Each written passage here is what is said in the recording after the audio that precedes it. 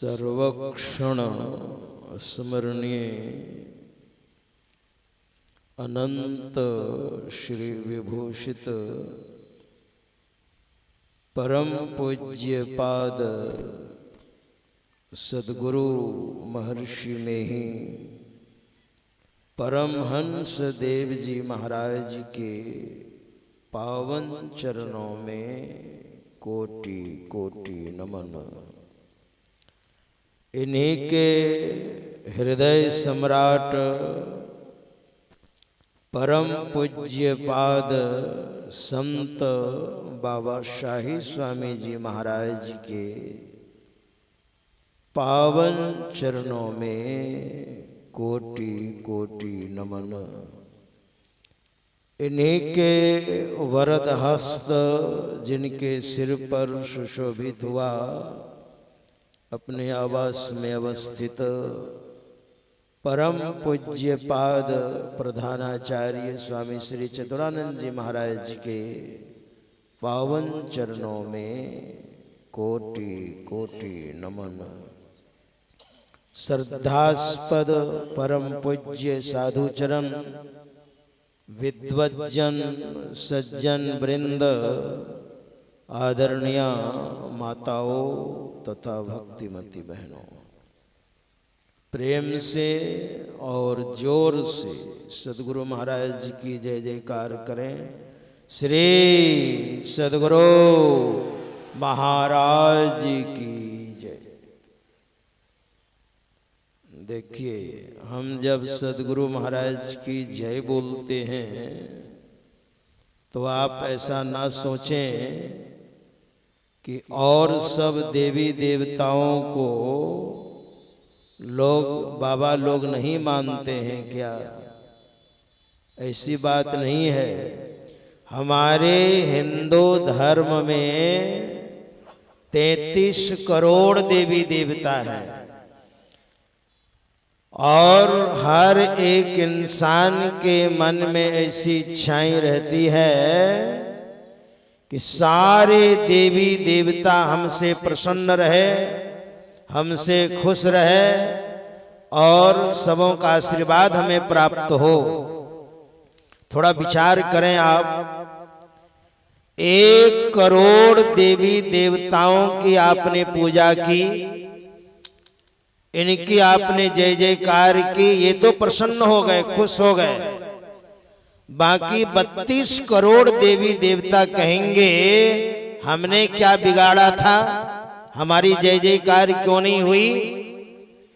तो 32 करोड़ आपको साफ देने लग जाएंगे।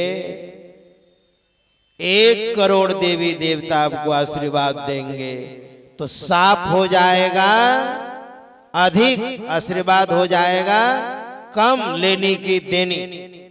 लेकिन सद्गुरु शब्द में सारे देवी देवताओं का नाम समाया हुआ है, समाविष्ट है। इसलिए हम सद्गुरु महाराज की जब पूजा करते हैं, सद्गुरु महाराज के बताए अनुसार हम क्रियान्वित होते हैं, सद्गुरु महाराज की जब हम जय जयकार करते हैं तो सारे देवी देवता प्रसन्न हो जाते हैं, सबके सब खुश हो जाते हैं और सबों का आशीर्वाद हमें प्राप्त हो जाता है। इसलिए एक बार और कह दीजिए, किन्हीं से छूट गया हो तो श्री सद्गुरु महाराज की जय। हम लोग पाठ सुन रहे थे, पाठ में सुन रहे थे भगवान श्री राम के समीप सनकादिक आए। भगवान श्री राम भी भगवान के ही अवतार हैं, भगवान विष्णु के अवतार, और सनकादिक भी भगवान के ही अवतार हैं। पौराणिक ग्रंथों को आप पढ़ेंगे सुनेंगे तो बात समझ में आएगी। सनकादिक पहला अवतार है, जिनके संबंध में हम लोग सुने, सनकम च सनंदम च सनातन मथात्म भो सनत कुमारम च मुनि निष्क्रियानुर्ध्वरेतसः। सनक, सनंदन, सनातन और सनत कुमार, ये चारों भगवान के अवतार, पहला अवतार है। पौराणिक ग्रंथों में 10 अवतार और 24 अवतार के संबंध में हम पढ़ते सुनते हैं। तो सनकादिक पहला अवतार है और भगवान श्री राम के समकक्ष आए हैं। भगवान श्री राम 24 अवतारों में 18वां अवतार है भगवान श्री राम का, और दोनों भगवान ही के अवतार हैं। लेकिन भगवान श्री राम गार्हस्थ जीवन में हैं और सनकादिक विरक्त जीवन में हैं। दोनों की महिमा एक है।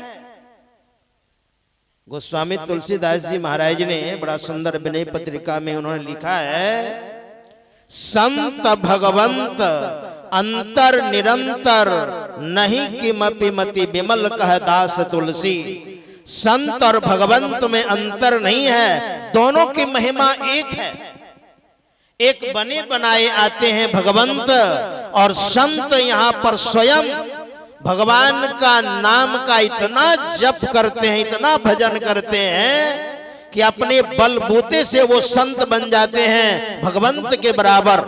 संत पलटू साहब ने लिखा है, संत संसार में आय प्रगट भये, नाम बढ़ाई के जगत तारा।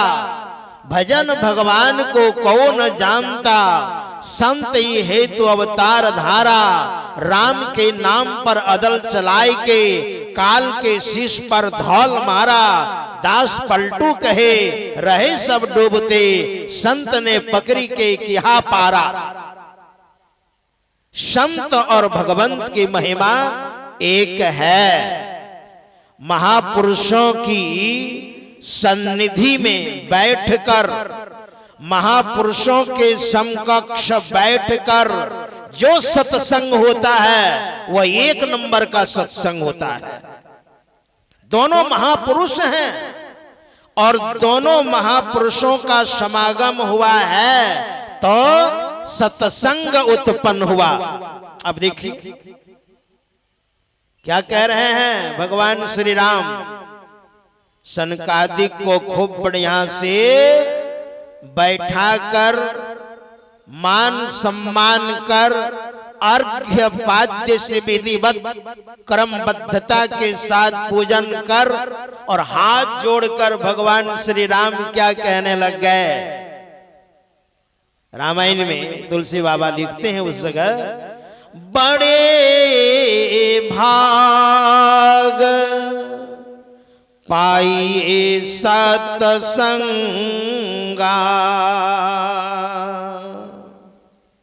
बिनहि प्रयास होहि भवभंगा।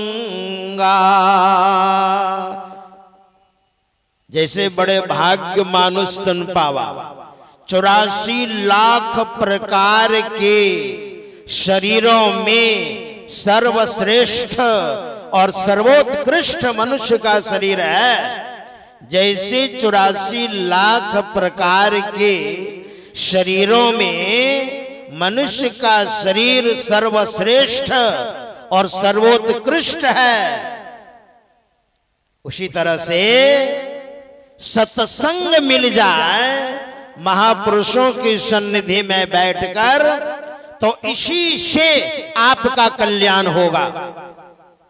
क्योंकि सत्संग महापुरुषों की सन्निधि में बैठेंगे तो ही प्राप्त होगा, अन्यत्र नहीं मिलेगा। लोक कहो वेदना आन उपाऊ, वेद में भी सत्संग नहीं है और संसार में तो है ही नहीं, न लोक में है। ये महापुरुषों की सन्निधि में बैठेंगे तो ही सत्संग प्राप्त होगा। ये रामायण में हम देखते हैं, विनय पत्रिका में देखते हैं। विनय पत्रिका में गोस्वामी श्री तुलसीदास जी महाराज लिखते हैं, जहां पर महापुरुष रहते हैं, महापुरुष का निवास होता है, सत्संग तो उत्पन्न होता ही है, सत्संग तो प्राप्त होता ही है, सत्संग का जन्म तो होता ही है, सत्संग का प्रादुर्भाव तो होता ही है। लेकिन और सुनिए क्या कहते हैं, जत्र कुत्रापि मम जन्म निज कर्म बस भ्रमत जग जोनि संकट अनेकम तत्र त्वत् सज्जन समागम सदा भवतु में राम विश्राम मेकम। गोस्वामी तुलसीदास जी महाराज परमात्मा से प्रार्थना करते हैं, हे प्रभु, जत्र कुत्रापि मम जन्म निज कर्म बस, अपने कर्म के अनुसार जहां कहीं जिस किसी योनि में आप मुझे जन्म दीजिएगा, तो आपसे मेरी प्रार्थना है, आपसे मेरी विनती है, तत्र त्वत् सज्जन समागम सदा भवतु में राम विश्राम मेकम। वहां पर मुझे साधु संग दीजिएगा, सज्जनों की संगति दीजिएगा, दुष्टों की संगति नहीं दीजिएगा, शत्रुओं की संगति नहीं दीजिएगा, दुष्ट पुरुषों की सन्निधि हमको मत दीजिएगा प्रभु। आपसे मेरी प्रार्थना है, आपसे मेरी मांग है, सज्जनों की संगति दीजिएगा। ऐसा कहा गोस्वामी जी महाराज ने। विश्व उपकार हित व्यग्र चित सर्वदा त्यक्त मद मन कृत पुण्य राशि जत्र तिष्ठन्ति तत्रैव ज सर्वहरि सहित गच्छन्ति क्षीराब्धिवासी। गोस्वामी जी महाराज उसी प्रसंग में आगे कहते हैं, विश्व उपकार हित व्यग्र चित सर्वदा, पूरे विश्व के लिए, पूरे विश्व के मानवों के लिए जिनके अंतःकरण में हर समय व्यग्रता रहती है, ये सब के सब सुखी हों, सब के सब कल्याण पथ पर चले, सबका उद्धार हो।